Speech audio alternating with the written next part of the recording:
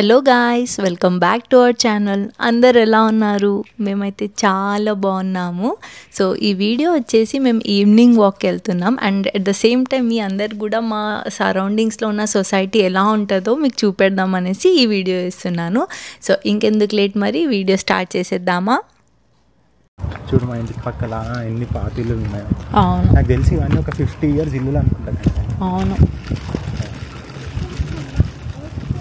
So ఈ right side వచ్చేసేమో కొత్త ఇల్లులు, ఇక్కడ 3 ఉన్నాయి, ఈ సైడ్ ఒక 3 ఉన్నాయి.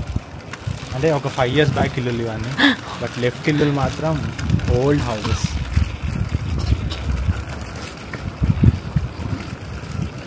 Typical Japanese traditional houses. నాకైతే ఇవి చూసే డోరేమాన్, షిన్చాన్ కార్టూన్లో చూపించే హౌసెస్ లానే అనిపిస్తున్నాయి. రియాన్ అయితే కూర్చున్నాడు. హాయ్ అని చెప్పు. హాయ్. గాలి ఎక్కువగా ఉంది అండ్ చలి తక్కువగా ఉంది. సో ఆఫ్టర్ లాంగ్ టైం ఇలా మంచిగా ఉంది వెదర్. సో అందుకే ఒక ఈవినింగ్ వాక్ కోసం అని బయలుదేరాం. ఇటు సైడ్ వెళ్దాంలే. ఆఫ్టర్ లాంగ్ టైం మేమైతే ఈవినింగ్ వాక్ వస్తాం. అవును. సో ఇల్లు కూడా కొత్త ఇల్లు, రీసెంట్గా లైక్ 1 year బ్యాక్ కట్టారు ఇవి. అంటే మా ఇల్లులు ఉన్నాయి, ఇప్పుడు మేము ఉన్న ఇల్లు ఉంది కదా, సేమ్ అదే ప్యాటర్న్లో కన్స్ట్రక్ట్ చేసింది. మొత్తం వుడెన్తో ఉంది, చాలా ఓల్డ్ అనుకుంటా, అది చూస్తేనే అనిపిస్తుంది. కానీ చుట్టూ వాల్ మాత్రం మంచి గ్రీనరీతో సరౌండ్ చేసి పెట్టింది. ఇటు సైడ్ వెళ్దాందా. దీంట్లో అయితే ఎవరైనా ఉండరా అని అయితే మాకు క్వశ్చన్ మార్క్ ఎప్పుడు మాకైతే కనిపించలేదు. ఆ చుట్టుపక్కల ఇన్ని హౌసెస్ ఉన్నా కూడా అసలు ఒక్క మనిషి కనబడ్డాడు. అసలు ఎవరైనా ఉన్నారా ఇళ్ళలో, ఓన్లీ ఎంటీ హౌసెసేనా అన్నట్టు అనిపిస్తుంది మాకే. సో కొంచెం లైక్ ఆ సందడి, అట్లీస్ట్ ఉన్నారు, మనుషులు ఉన్నారు అన్నది ఏముందో, ఒక పిన్ డ్రాప్ సైలెంట్ ఉంటుంది. ఓన్లీ ఆ వెహికల్స్ పోయే సౌండ్స్ తప్ప ఇంకేం వినబడదు.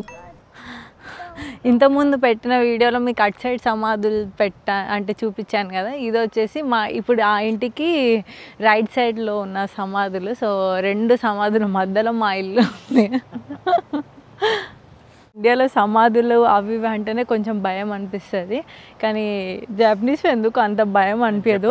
పృథ్వీ లేకపోయినా కూడా ఒక 2-3 daysకి తను టోక్యో వెళ్తున్నాడు బిజినెస్ ట్రిప్ మీటింగ్ కోసం అన్నా కూడా నేను ఒక్కదాన్నే ఉంటా విహాన్ తీసుకొని, కానీ ఎప్పుడేమంత భయం అనిపించదు.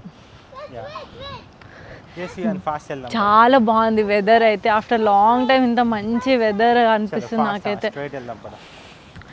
చల్లలేదు, ఎండలే, అంటే మంచిగా ఉంది, like body feel good weather ఉంది. అండ్ ఇప్పుడు ఇండియాలో సమ్మర్ అయితే స్టార్ట్ అయింది. యా, అండ్ జపాన్లో కూడా మామూలుగా ఉండదు సమ్మర్. ఇక్కడ చాలా గట్టిగానే ఉంటుంది, హ్యూమిడిటీ ఎక్కువ ఉంటుంది. టెంపరేచర్స్ కొంచెం లైక్ 30-35 వరకు పోతుంది, కానీ బట్ స్టిల్ ఎలా ఉంటుంది అంటే 40-45లో ఉన్నట్టు ఫీలింగ్ ఉంటుంది. సో చాలా ఇది అనిపిస్తుంది.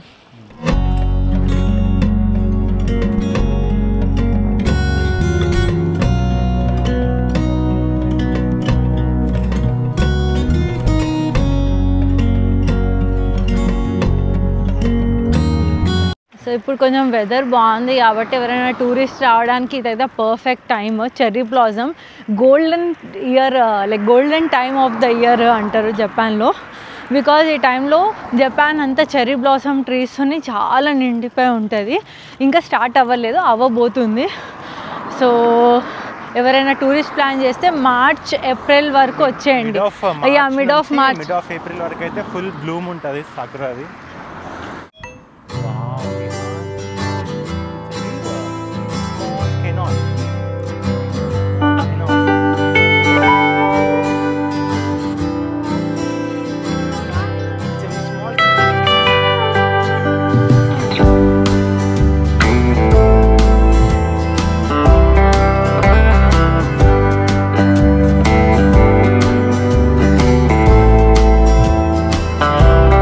మేమున్న ప్లేస్లో ఈ ఏరియా ఇప్పుడిప్పుడే కొంచెం డెవలప్మెంట్ అవుతుంది. సో అంతకుముందు మొత్తం అసలు ఏం లేకుండే. సో ఇవన్నీ లేటెస్ట్గా కన్స్ట్రక్ట్ చేసిన హౌజెస్.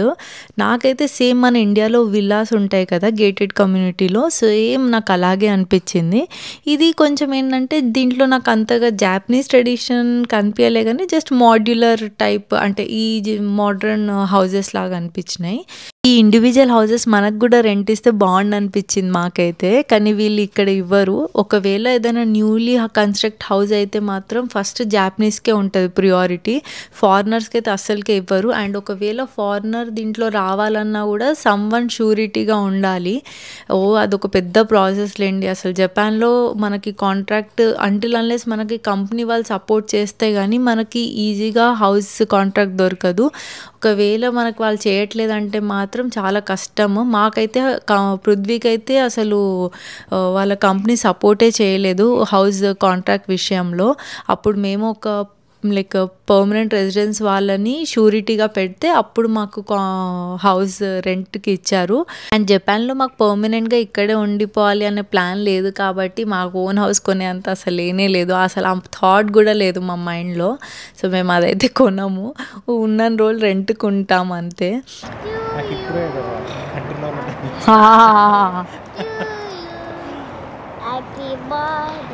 ఒక 2 kilometers వాక్ చేశాక కాఫీ షాప్ కనిపించింది. సో కొంచెం రిలాక్స్ అవుదాం అనేసి వచ్చాము. అండ్ మా ఏరియాలో స్టార్ బక్స్వి 2 ఉన్నాయి అండ్ టుల్లీస్ కాఫీ 1 ఉంది. అండ్ నాకు స్టార్ బక్స్తో కంపేర్ చేస్తే ఈ కాఫీ షాప్లో నాకు ఎక్కువగా మంచిగా అనిపిస్తుంది కాఫీ. అరిగతో గోజాయిమాస్. నేను అంత పెద్ద కాఫీ లవర్ నేను కాదు, బట్ సమ్ టైమ్స్ తాగుతాను అంతే. నేను వర్క్ చేసే టైంలో ఎక్కువగా తాగేదాన్ని. కానీ పృథ్వీ మాత్రం ఎవ్రీ డే కంపల్సరీ టీ అయినా కాఫీ అయినా ఏదో ఒకటి ఉండాల్సిందే. ఫస్ట్ ప్రిఫరెన్స్ తనకు టీ. ఒకవేళ టీ లేనప్పుడు కాఫీకి వెళ్తాడు. మా ఇంటి దగ్గరలోనే ఇది ఏమంటారు షాప్స్ ఉన్నాయి ఇక్కడ. సో ఇక్కడ అరోబిక్స్ ఉంది అండ్ నెక్స్ట్ అక్కడ పౌడర్ ప్యాలెట్ అని ఉంది కదా, అది వచ్చేసి ఆగండి చూపిస్తా. అది వచ్చేసి మన లేడీస్కి ఫేవరెట్ అయిన కాస్మెటిక్స్. అండ్ పృథ్వీ వెళ్ళే జిమ్ ఇదే, మీరా ఫిట్నెస్ అండ్ సిరియా. సో ఈ స్టోర్లో అన్నీ 100 yenకే దొరుకుతాయి. అండ్ అదే నిషిమాత్సుయా, నేను ఇందాక చెప్పాను కదా కిడ్స్కి కావాల్సిన A to Z ఎవ్రీథింగ్ ఆ స్టోర్లో ఉంటాయి. డ్రెస్సెస్ అయినా కానీ న్యూ బార్న్ నుంచి 10 years పిల్లల వరకు ఈ స్టోర్లో అన్నీ ఉంటాయి. సో నేను కూడా విహాన్కి మోస్ట్లీ ఇందులో నుంచే కొనుక్కున్నాను. కార్ సీట్ అయినా కానీ ఎవ్రీథింగ్ ఇందులోనే ఉంటుంది. ప్రైజెస్ కూడా ఈ స్టోర్లో చాలా రీజనబుల్ అనిపిస్తుంది వేరే స్టోర్స్తో కంపేర్ చేస్తే. అండ్ ఇందులో అన్ని టైప్స్ ఉంటాయి, లైక్ మనం డైలీ వేర్ వేసే బట్టలు ఉంటాయి అండ్ అకేషనల్కి వేసేయడానికి కూడా ఉంటుంది.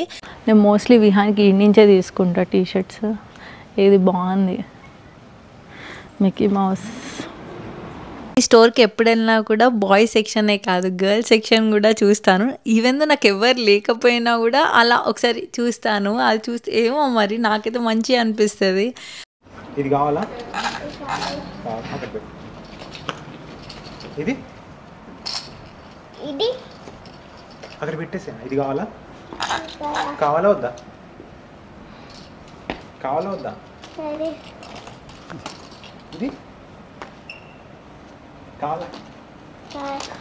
కావాలంట. ఇది కావాలా? మౌంటైన్ చూడు చూడు మంచి చూడు. కావాలా వద్దా? నేను అన్నీ కావాలంటాను. చూడు కన్నయ్య. సరే ఇది సింపుల్ ఉంది కదా, ఇది బాగుందా? అయ్యో నీకు ఏది నచ్చిందో చెప్పు. ఏది నచ్చింది? నచ్చిందా? యానిమల్స్ ఉన్నాయి.